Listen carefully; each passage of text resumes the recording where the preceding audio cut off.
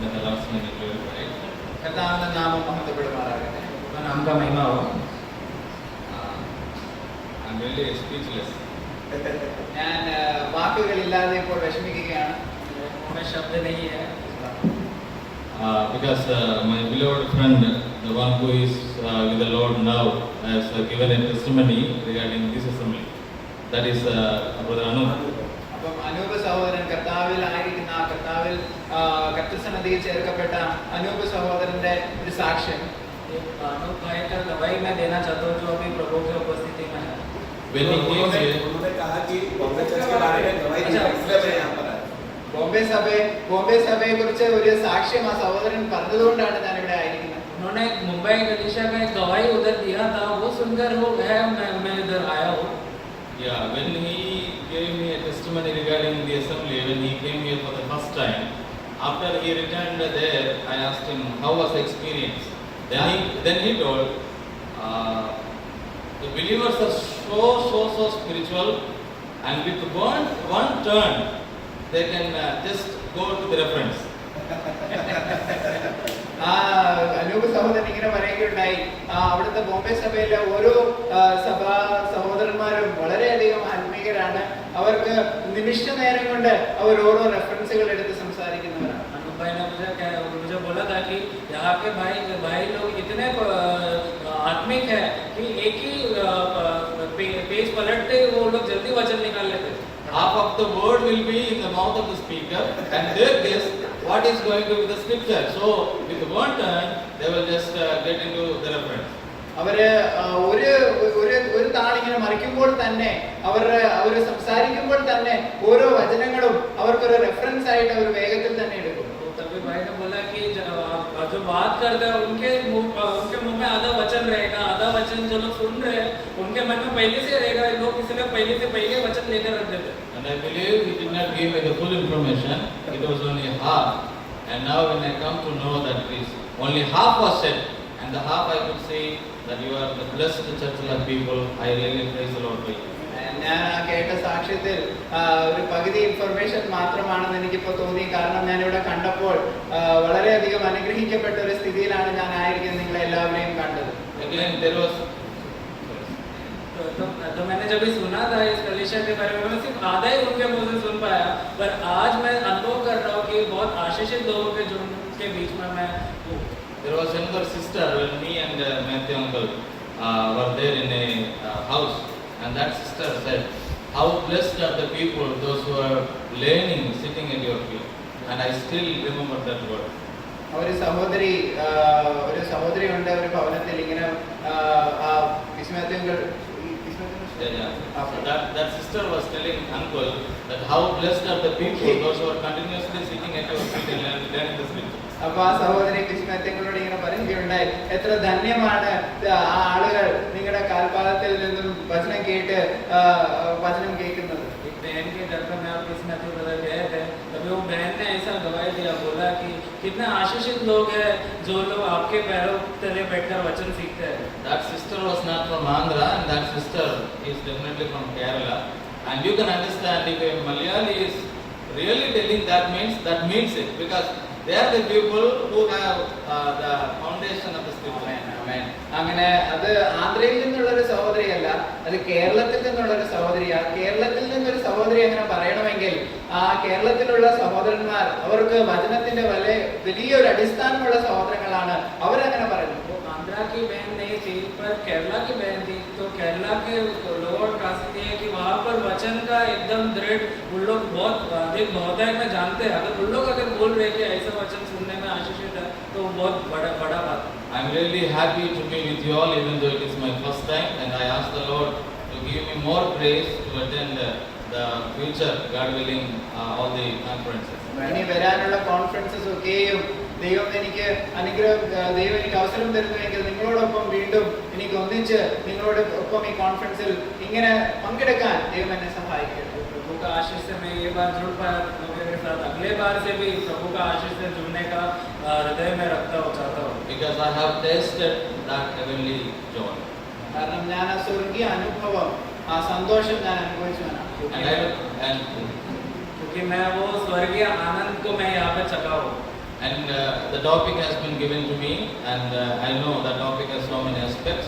But for a short while, I would like to turn your attention to that topic, and that is the sixth one, the practical, glorious church life. എനിക്കൊരു വിഷയം തന്നിട്ടുണ്ട്. ഇതിന്റെ അകത്ത് ആറാമത്തെ ഒരു ഭാഗമാണ്. ആറാമത്തെ മഹത്വപൂർണമായ സഭ ജീവിതത്തിന്റെ രീതികൾ. मुझे एक टॉपिक दिया गया है, छठवा पॉइंट हमारा आउटलाइन में जो है कि तेजस्वी कलीसिया जीवन का पालन. And I know I cannot justify the topic because of my limited understanding of the scripture, but there are out of several aspects, I would like to touch only one aspect. I hope the Lord will definitely bless us with that.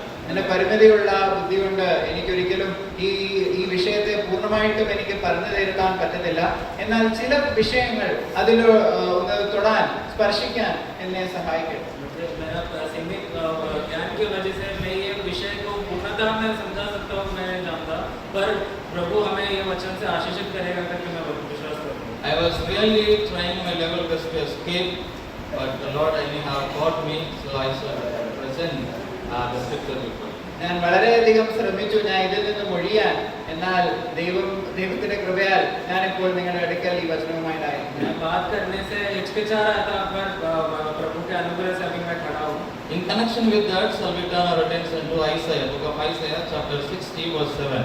നമുക്ക് ഇതിന്റെ ഒരു വെളിച്ചത്തിൽ നമുക്ക് യെശയ്യാവിന്റെ പുസ്തകം 60-ാം അധ്യായം 7-ാമത്തെ വാക്യത്തിലേക്ക് നമ്മുടെ ശ്രദ്ധ തിരിക്കാം. यशायाह का पुस्तक 60वां अध्याय 7वां वचन हम पढ़ेंगे. Then the last verse, the last phrase, it says, I will glorify my house with glory, with my glory. വാക്യം 7-ന്റെ അവസാനം നമ്മൾ വായിക്കുന്നത് 60-ന്റെ 7 അവസാനം. അങ്ങനെ ഞാൻ എൻ്റെ മഹത്വമുള്ള ആലയത്തെ മഹത്വപ്പെടും. Yeah. Here the Lord says, I will glorify my temple with my glory. അപ്പം ഞാൻ എൻ്റെ ഭവനത്തെ ഞാൻ എൻ്റെ മഹത്വം കൊണ്ട് മഹത്വീകരിക്കും. मैं मेरा भवन को महिमा से भरूंगा करके प्रभु कहता है. And here we say that the Lord only will do that, and it is definitely speaking about the future glory of Zion, the Israel, and that is in the millennial temple. അപ്പം ഇനിയുള്ള 1000 ആണ്ട് ആ വാഴ്ചയിൽ കർത്താവ് തന്റെ ഭവനത്തെ മഹത്വീകരിക്കുന്ന ഒരു ശുശ്രൂഷയെ കുറിച്ചാണ് ഇവിടെ, സിയോനെ കുറിച്ചാണ് ഇവിടെ സംസാരിക്കുന്നത്. आने वाला युग में ये 1000 साल के राज्य में अपना टेंपल में अपना मंदिर में प्रभु अपना महिमा लाएगा करके भविष्यवाणी. And Haggai chapter 2 verse 7 and 9 says that definitely the glory, the coming glory will be more brighter than the former glory of the temple. അപ്പം ഹഗ്ഗായി അതിന്റെ 2:7 നമ്മൾ വായിക്കുന്നത് ഇനി വരുവാൻ പോകുന്ന ഒരു മഹത്വം അത് കഴിഞ്ഞു പോയ മഹത്വത്തെക്കാളൊക്കെയും വിശേഷമേറിയതാണ്. का 2:7 पढ़ते समय उधर बोला कि जो महिमा से मैं अपना भवन को भरूंगा वो पहले कभी ऐसा भरा नहीं. So here we see definitely that we are the spiritual temple of God. That means God only can give us the glory. He only can glorify us. അപ്പം നമ്മൾ തന്നെയാണ് ആത്മീയ ഭവനം എന്ന നിലയിൽ അവന്റെ മഹത്വം പ്രാപിക്കുന്നവർ. അവൻ നമുക്ക് മഹത്വം തരാതെ നമുക്ക് മഹത്വം പ്രാപിക്കാൻ പറ്റില്ല. तो हम हैं वो पवित्र मंदिर जो प्रभु महिमा से भरने वाला है. ये महिमा से भरने के लिए प्रभु खुद ही हमको महिमा देना चाहिए. As per 1 Peter chapter 2 verse 5 that we are the spiritual temple of God, and Israel people will be glorified in the future. But then when we connect that 1 Peter chapter 2 verse 5 with Romans 8:30 that we are already glorified in Him. നമ്മൾ 1 പത്രോസ് 2:5 നമ്മൾ ഒരു ആത്മീയ ഗ്രഹമാണെന്ന്, നമ്മളൊരു ആത്മീയ ഭവനമാണെന്ന് നമ്മൾ വായിക്കുമ്പോൾ തന്നെ നമ്മൾ റോമാലേഖനം 8:30 വാക്യത്തിൽ നമ്മൾ വായിക്കുന്ന പോലെ നമ്മൾ ഓൾറെഡി നമ്മൾ ആ മഹത്വം നമുക്ക് പ്രാപിച്ചു. पहला पत्रस 2 10वां वचन में पढ़ते समय में हम ही परमेश्वर का वो पवित्र मंदिर है. और ये मंदिर हम रोमियो का पुस्तक 8:30 में पढ़ते समय में ये मंदिर को प्रभु महिमा से भरने वाला है. Millennial temple will be glorified in the later, but we the spiritual temple have already been glorified with Christ. അപ്പം നമ്മുടെ 1000 ആണ്ട് വാഴ്ചയിൽ ആ ഒരു സഭ അല്ലെങ്കിൽ ആ ഒരു സഭ അത് മഹത്വീകരിക്കപ്പെടും. എന്നാൽ ഇപ്പോൾ തന്നെ ആത്മീയമായ ആ കല്ലുകൾ അല്ലെങ്കിൽ ആത്മീയ ഭവനമായി നമ്മൾ മഹത്വീകരിക്കപ്പെടും. आने वाले युग में वो मंदिर को तो प्रभु महिमा से भरेगा, पर अभी जो हम आत्मिक मंदिर है हमें परमेश्वर पहले से ही महिमा से भरा हुआ है. That means positionally we have already glory. അപ്പം സ്ഥാനികമായിട്ട് നമുക്ക് ഈ മഹിമ കൊണ്ട് ദൈവം നമ്മളെ നിറച്ചിട്ടുണ്ട്. स्थानिक रूप में परमेश्वर ने महिमा से भर दिया है. That means church has a glory, and we are going to see some glimpse of that glory within short time. അപ്പം സഭയ്ക്ക് അതിന്റെ ഒരു മഹത്വമുണ്ട്. വളരെ ചുരുക്കിയ സമയം കൊണ്ട് നമ്മൾ ആ മഹത്വം വേഗത്തിൽ തന്നെ കാണും. कलीसिया को ये महिमा दिया गया है और कुछ समयों के बाद हम ये महिमा सच्ची में देखेंगे. What is the glory of the church? എന്താണ് സഭയുടെ മഹത്വം? कलीसिया का महिमा क्या है? Her foundation is the glory of the church. അതിന്റെ അടിസ്ഥാനം തന്നെ മഹത്വമുള്ളതാണ്. तो वो कलीसिया का नींव ही महिमादायक है. Church by itself has no glory, but because it has a strong foundation, it has a glory.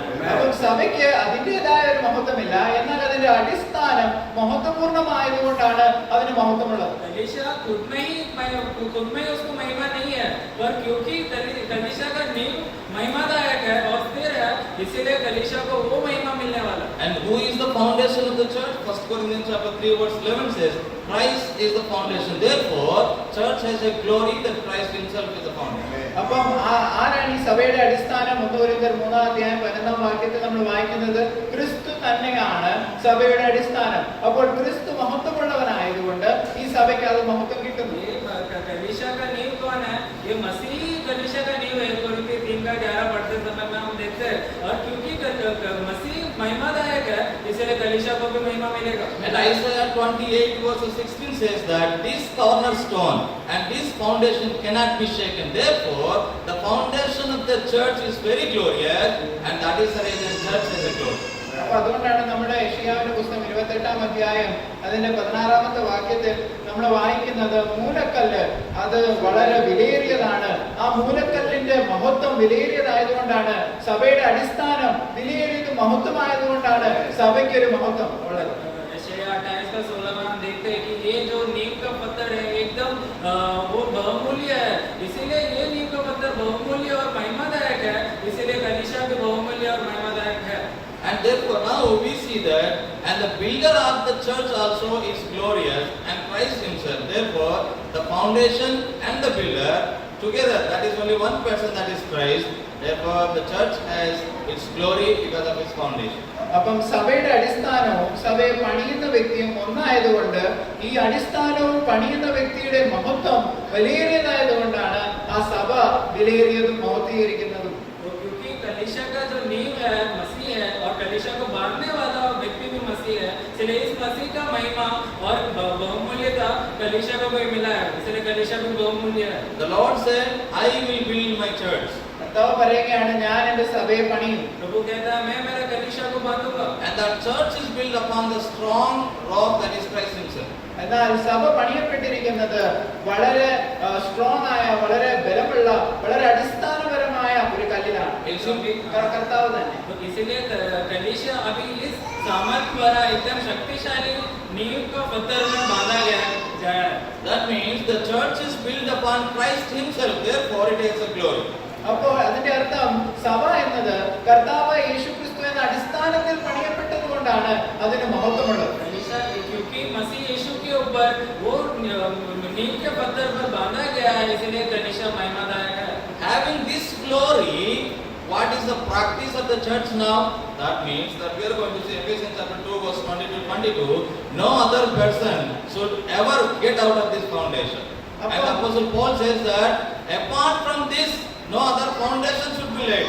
You be careful upon which you are building. അപ്പം നമ്മുടെ എഫെസ്യ ലേഖനം 2:20 നമ്മൾ വായിക്കുന്നത് പോലെ ഈ കർത്താവ് തന്നെ മൂലക്കല്ലായിരിക്കുന്നത് കൊണ്ട്, അടിസ്ഥാനമായിരിക്കുന്നതുകൊണ്ട് നിങ്ങൾ വളരെ ജാഗ്രതയുള്ളവരാകണം. നിങ്ങൾ എങ്ങനെയാ പണിയുന്നത് എന്നുള്ളത്. കാരണം ഇതിന്റെ അടിസ്ഥാനം തന്നെ വളരെ വിശേഷമേറിയതും വിലയേറിയതും മഹത്വമുള്ളതായതുകൊണ്ട് നിങ്ങൾ സൂക്ഷിക്കണം. इसीलिए एफिसियों 2:20 से लेकर नीचे पढ़ेंगे तभी हमें मालूम पड़ता है, क्योंकि मसीह उसका नींव का पत्थर है, इसलिए जो लोग उसके ऊपर बांध रहे हैं खास रीति से ध्यान दो और चौकसी रहो करके कहता है. If the foundation is a mere man, then definitely he will be shaken, and there will not be any glory for the church. But it is Christ himself is the foundation. Therefore, he cannot be shaken, and that is the result. Church is a glory. അപ്പം സഭ അത് മനുഷ്യനിർമ്മിതം അല്ലാത്തത് കൊണ്ട്, അതിന്റെ അടിസ്ഥാനം മനുഷ്യനിർമ്മിതം അല്ലാത്തത് കൊണ്ട്, അതങ്ങനെ ആയിരുന്നുവെങ്കിൽ ഒരു പക്ഷേ അത് ഇളകിയേനെ. എന്നാൽ അത് അല്ലാത്തത് കൊണ്ട്, കർത്താവ് തന്നെ അതിന്റെ അടിസ്ഥാനമായിരിക്കുന്നതുകൊണ്ട്, ഇളകാത്ത ഒരു അടിസ്ഥാനത്തിന്മേൽ സഭ പണിയിരിക്കുന്നതുകൊണ്ട് അതിനൊരിക്കലും ഇളക്കം സംഭവിക്കുകയില്ല. क्योंकि कलीसिया मसीह इसीलिए कलीसिया स्थिर है, नहीं तो कोई मनुष्य अगर कलीसिया को बांधा रहता वो हटबड़ाकर वो गिर जाता था। इसीलिए नींव का पत्थर ताकतवर है और मसीह बांध रहा है, इसलिए कलीसिया स्थिर और बहुमूल्य है। And this foundation is for eternity, not for just now, but eternally He will be, and He is the foundation of the church. Therefore, that glory remains. അതുകൊണ്ട് ഇതിന്റെ അടിസ്ഥാനം ഇന്നും ഇന്നലെയും മാത്രം ശേഷിക്കുന്നതല്ല, എന്നാൽ നിത്യകാല അടിസ്ഥാനത്തിൽ ആ അടിസ്ഥാനം നിലനിൽക്കുന്നത് കൊണ്ട്, ഈ അടിസ്ഥാനത്തിൽ മഹത്വമുള്ളത് കൊണ്ട്, ഈ മഹത്വത്തിന് അതിന്റെ താൽക്കാലികമായ മഹത്വമല്ല, എന്നേക്കും സ്ഥിരമായി നിലനിൽക്കുന്ന ഒരു മഹത്വമുണ്ട്. क्योंकि ये कलीसिया बांधते समय में सिर्फ एक कुछ समय के लिए बांधने के विषय में नहीं प्रभु बोल रहा है, पर नींव का पत्थर वो अनंतता तक है और उसका महिमा भी अनंतता तक है। इसलिए कलीसिया जो बांधा जा रहा है वो अनंतता तक स्थिर है और वो अनंत काल तक उसका महिमा रहेगा। And the second thing we can see, the call or predestination of the church is its glory. എന്നിട്ട് നമുക്ക് അതിന്റെ രണ്ടാമത്തെ കാര്യം, വിളിയും അതിന്റെ മുൻനിയമനമൊക്കെയും അത് വളരെ വിലയേറിയതാണ്. तो इसीलिए कलीसिया का बुलावट और उसका पहले से चुनकर रखना वो बहुत इम्पोर्टेंट था। When we keep on studying, we have so many things, but a brief scripture, and that is for our short meditation. I'm just presenting. May the Lord help us to have some more study, so that there are so many other things we can dig out. നമുക്ക് ഇതിനെ കുറിച്ച് നമ്മൾ വളരെ ആഴത്തിൽ പഠിച്ചാൽ വളരെയധികം സംസാരിക്കാനുണ്ട്. എന്നാൽ ചുരുക്കമായിട്ട് ഇതിന്റെ ചില കാര്യങ്ങൾ മാത്രം നിങ്ങളുടെ മുമ്പിൽ അവതരിക്കുന്നു. अगर गहराई में आप पढ़ने चाहे तो बहुत कुछ बात करने के लिए है इसमें, पर उसमें से कुछ शब्दों में बोलना चाहता हूँ। And her election is her glory. അതിന്റെ തെരഞ്ഞെടുപ്പ് അത് തന്നെ മഹത്വമേറിയതാണ്. कलीसिया का चुनावट ही बहुत महिमादायक है। The Lord said, "You did not choose me, rather I chose you." അതുകൊണ്ടാണ് കർത്താവ് പറയുന്നത്, നിങ്ങൾ എന്നെ തെരഞ്ഞെടുത്തതല്ല, ഞാൻ നിങ്ങളെ തെരഞ്ഞെടുത്തത്. प्रभु कहता है तुमने मुझे नहीं चुना है पर मैंने तुम्हें चुना है। And if 1 Corinthians chapter 1, 26 to 31, we know how feeble people we are, how weak people we are, and how foolish people we are. We are chosen from the world to be a collected people, a separated people, and there lies the glory of the church. അപ്പൊ നമുക്ക് 1 കൊരിന്ത്യർ 1:26 തൊട്ടുള്ള വാക്യങ്ങൾ നമ്മൾ വായിച്ചാൽ നമുക്ക് മനസ്സിലാക്കാൻ പറ്റുന്നത് നമ്മുടെ അവസ്ഥയെക്കുറിച്ച് ഇവിടെ കാണുകയാണ്. നമ്മൾ എത്ര ബലഹീനരാണ്, നമ്മൾ എത്ര കുലീനന്മാരാണ്, നമുക്ക് ഒട്ടും വിശേഷതയുള്ളതല്ല. നമ്മുടെ ഈ ലോകത്തിന്റെ ഏറ്റവും ബലഹീനപ്പെട്ടതും ആർക്കും വേണ്ടാത്തതുമായ വസ്തുക്കളായിരുന്നു, അല്ലെങ്കിൽ യാതൊരു നന്മയും നമ്മളിൽ ഇല്ലായിരുന്നു. എന്നാൽ ദൈവം നമ്മുടെ മഹത്വം കൊണ്ട് നിറയ്ക്കാനാണ് നമ്മളെ തെരഞ്ഞെടുക്കുന്നത്. पहला कोरिन्थियर 1:26 से हम नीचे पढ़ते समय में हम जानते हैं कि हम कितने मूर्ख थे, हम कितने कमजोर थे, हम कुछ नहीं थे। उस स्थान में से प्रभु ने हमें अलग कर महिमा देने के लिए हमें अलग किया करके हम देखते हैं। Ephesians chapter 1 verses 4 to 6 we read that we are predestined in Christ, we are accepted in the beloved, and we are in Christ. Therefore, our call, our election, our predestination has a glory.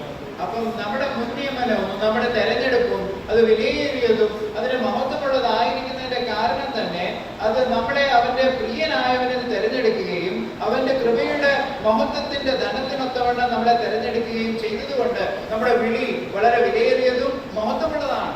क्योंकि हमें परमेश्वर ने बहुत बहुमूल्य रीति से अपने प्रिय में चुनकर हमें अलग किया है, क्योंकि हमें उस अनुग्रह का बहुतायत दिखाने के लिए हमें पहले से देखकर रखा है और चुनकर रखा है। हम देखते समय में, वो ग्रहण करते समय में हमारा चुनावट बहुत महिमादायक है, ये हमें समझना है। What is the purpose of our election? ഈ ഒരു തെരഞ്ഞെടുപ്പിന്റെ ഉദ്ദേശം എന്താണ്?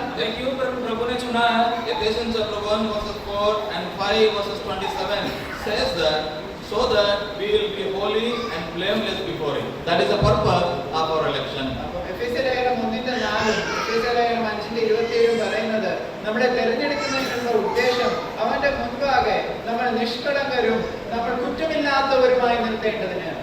एफेसियों 1:4 और एफेसियों 5:27 हम पढ़ते समय में उधर हमें समझ में आता है क्यों प्रभु ने हमें चुना है, क्योंकि हम कोई भी दोष के बिना, कोई भी कलंक के बिना हम उनके सामने खड़े रहे। There are two Greek words used for this blamelessness. The first one is amomos and the second one is anaphylactos. Amomos is the one Christ has done, and it is our responsibility to become above reproach. That is the Greek word used as anaphylactos.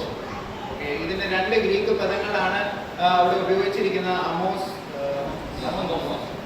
and Anaphilatus. Anaphilatus. Yeah, forget about the Greek words. The first thing is that the Lord has done, and the second thing is that we have to do. First one, the Lord has elected us so that we can become blameless before the Father. That is the work of the Lord.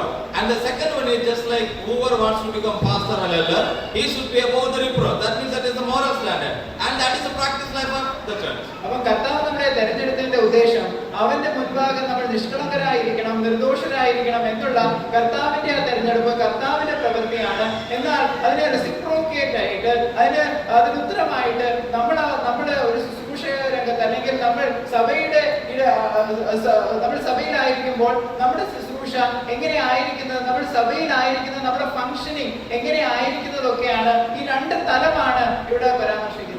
दोनों वचनों में हम देखते समय मतलब दो बातों के विषय में बोला, एक जो प्रभु करता है, जो हमें निर्दोष करके हमें कोई कलंक के बिना प्रभु खड़ा करता है. दूसरी बात ये है कि जो एक व्यक्ति सेविका के लिए निकलते समय में उसको क्या क्या चीजें अलग रखना है, किस रीति से उसे कोई भी दोष के बिना जीना, उस विषय में अभी तक कहा है. And the third one we can see that their lover is their glory. അതിന്റെ മൂന്നാമത്തെ പദം അല്ലെങ്കിൽ മൂന്നാമത്തെ പോയിന്റ് എന്ന് പറയുന്നത് അവന്റെ സ്നേഹിതനാണ് അവന്റെ മഹത്വം. तो तीसरा बात जो महिमादायक है जो ये वो है कि जो उसे प्रेम करता है, जो मेरा प्रेमी है वो महिमादायक है. And who is the lover of the church? कलीसिया का प्रेमी कौन है? ഈ സഭയുടെ സ്നേഹിതൻ ആരാണ്? Ephesians 5:25 we read, Christ has loved the church and gave up himself for it. എഫേസ്യ ലേഖനം 5:25 നമ്മൾ വായിക്കുന്നത് ആ കർത്താവ് തന്നെയാണ് സഭയെ സ്നേഹിച്ചത്, അവന്റെ ജീവൻ അവർക്ക് വേണ്ടി കൊടുത്തു. एफिसियों 5:25 में हम पढ़ते हैं कि तो प्रभु है इस कलीसिया को प्रेम किया, ये कलीसिया का प्रेमी प्रभु है और प्रभु ने अपना जीवन को देके इस प्रेमी को प्रेम किया. And we know that sees black, but the chiefest among the 10,000, white and ruddy, loves them. അപ്പൊ നമുക്കറിയാം ഈ ഒരു സഹോദരിയുടെ മേന്മ അല്ലെങ്കിൽ വളരെ കറുത്തവളാണ്, എന്നാൽ വളരെ സുന്ദരപൂർണയായ ഒരു സവിശേഷതയുള്ളതായിട്ട് പിന്നീട് 1000 മണികളെക്കാൾ വളരെ സൗന്ദര്യപൂർണയായിട്ട് ഈ സ്ത്രീ നിൽക്കുന്നതായിട്ട് നമുക്ക് കാണാം. श्रेष्ठ गीत में देखते हैं शुरू में बोलती है कि मैं बहुत काली हूँ, मैं अलग हूँ, तो इस व्यक्ति को प्रेम करने के लिए उसको एक प्रेमी उसके पीछे आ रहा है, उसको प्रेम कर रही है, देखकर वो प्रेमी कितना महिमादायक है वो समझ रही है. Church is the main object of the love of Christ. Therefore, church has the glory because of his lover. അപ്പം സഭയാണ് ഈ കർത്താവിന്റെ സ്നേഹത്തിന്റെ വലിയൊരു ഒബ്ജക്റ്റ്.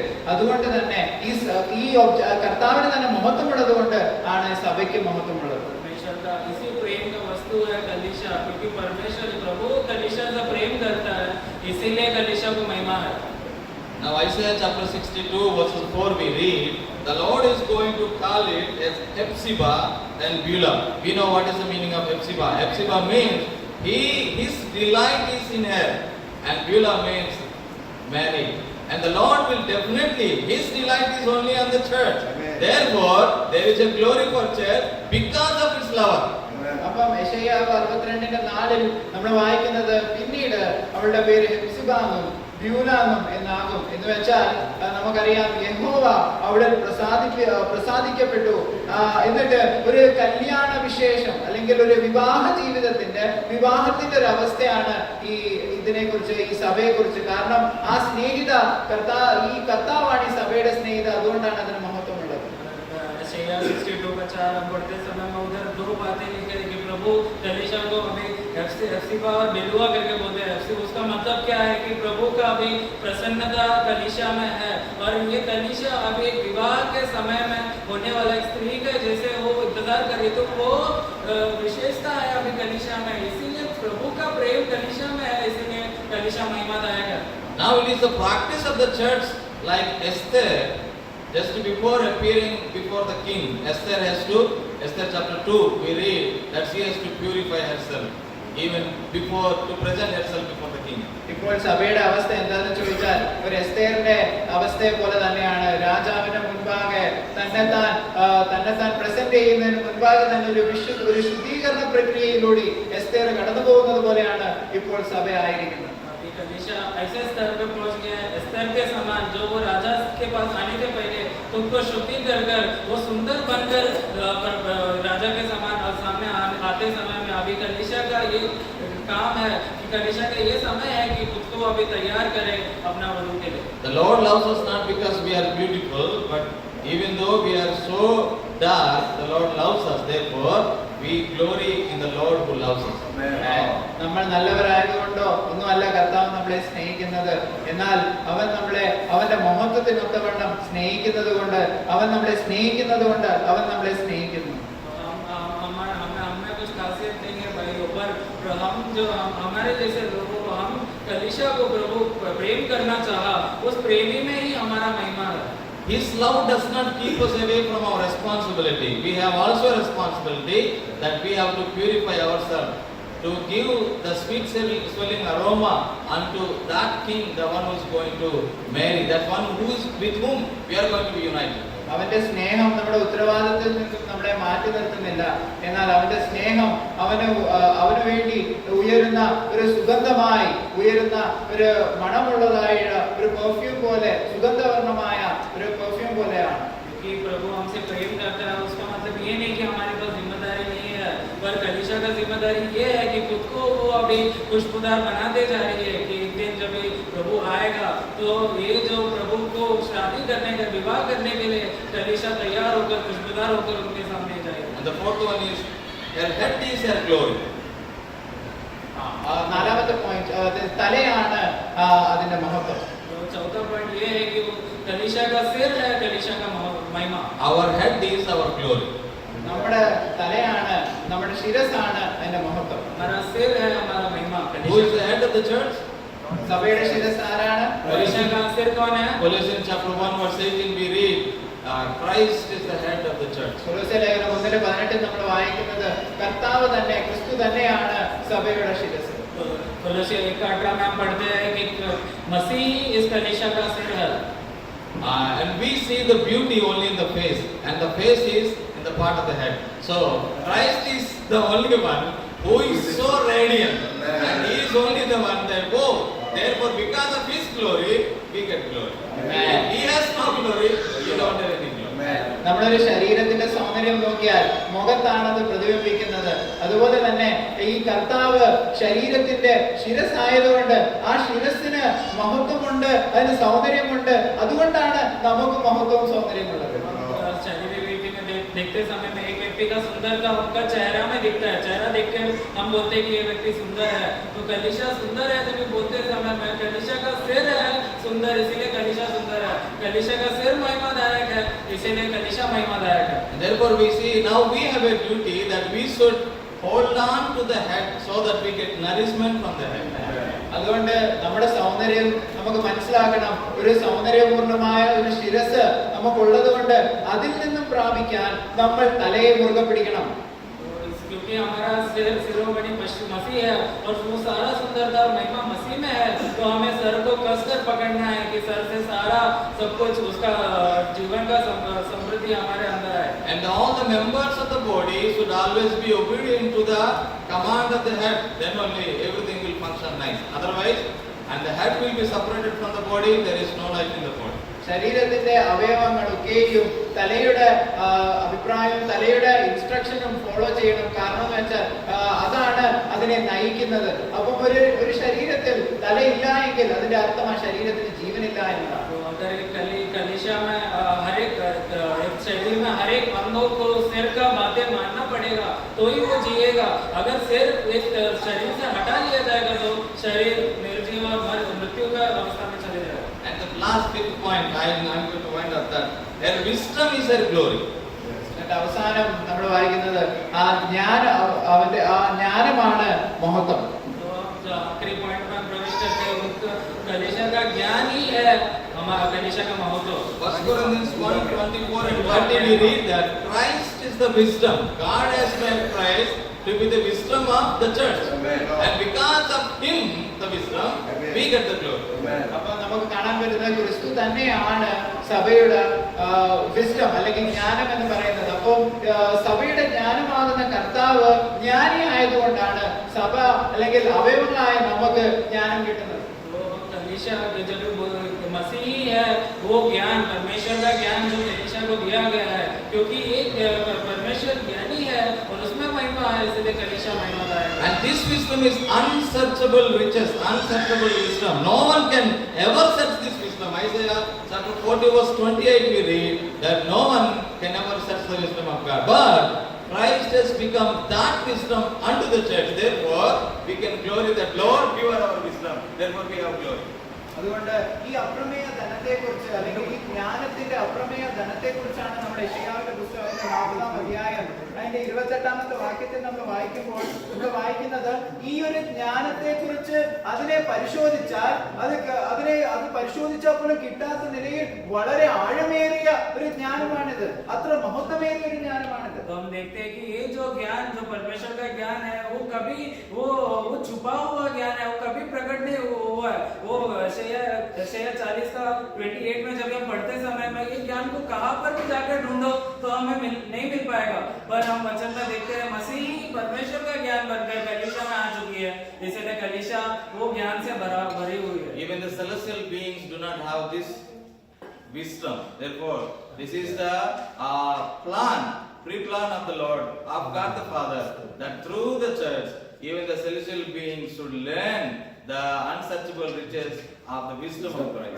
അപ്പം ഈ ഒരു അപ്രമേയ ധനത്തിന്റെ ഈ ജ്ഞാനത്തെ കുറിച്ചുള്ള അറിവ് ഈ വേറെ ഒരു ജീവികൾക്ക് പോലും, ദൈവം സൃഷ്ടിച്ച ഒരു ജീവികൾക്ക് പോലുമില്ല.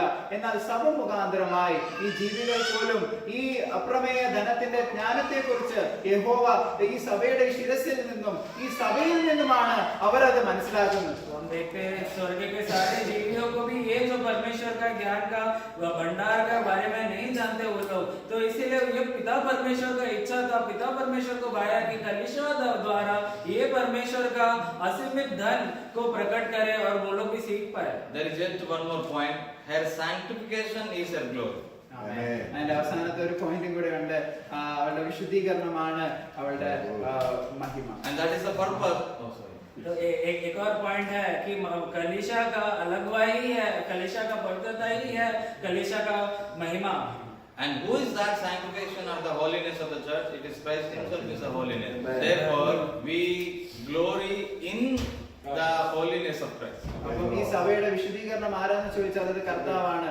അപ്പോൾ ഈ കർത്താവ് സഭയുടെ വിശുദ്ധീകരണം ആയതുകൊണ്ടാണ് നമ്മൾ ഈ കർത്താവിൽ ഈ വിശുദ്ധീകരണം നമ്മൾ കാണുന്നതും പ്രാപിക്കുന്നതും.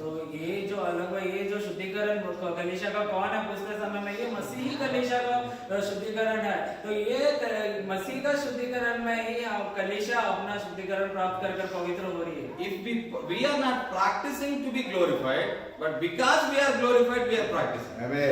നമ്മൾ മഹത്വം പ്രാപിക്കാൻ നമ്മൾ ഒരിക്കലും പരിശ്രമിക്കുന്നില്ല, എന്നാൽ നമ്മൾ മഹത്വം പ്രാപിച്ചവരായതുകൊണ്ടാണ് നമ്മൾ ഇവിടെ അതിന് തക്കവണ്ണം ജീവിക്കുന്നത്. हम ये प्रकार का जीवन क्यों जी रहे हैं? क्योंकि वो महिमा प्राप्त करने के लिए नहीं हम एक एक कार्य कर हम जी रहे हैं, पर क्योंकि हमारे अंदर पहले से वो परमेश्वर का महिमा है, इसीलिए हम ये प्रकार का जीवन जीकर प्रभु को महिमा कर रहे हैं. And may the Lord help us with this.